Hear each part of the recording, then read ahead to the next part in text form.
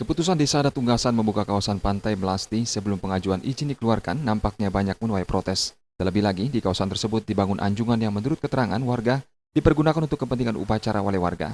Hal ini terjadi menurut Ketua Yayasan Manik Kawuci, Gusti Puriarta, tidak lepas dari tidak adanya blueprint dari pemerintah terhadap kawasan mana saja yang boleh dikembangkan sebagai kawasan wisata.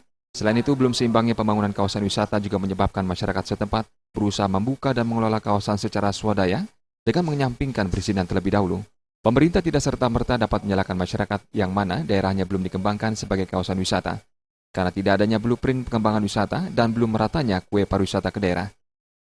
Ya, memang alasannya sementara ini adalah untuk kegiatan upacara, kegiatan ritual. Nah, tapi tentu ritual sangat terkait dengan atraksi turisme.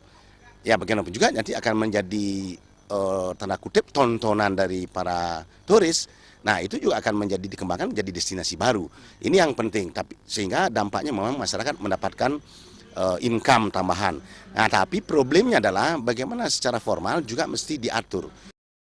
Menyikapi pro kontra ini, Gusti Puriarta berharap masyarakat tidak menyampingkan dampak lingkungan yang mungkin timbul karena pembangunan kawasan wisata tersebut tidak melalui kajian. Trimaja dan Agus Sudiatmika, Bali TV.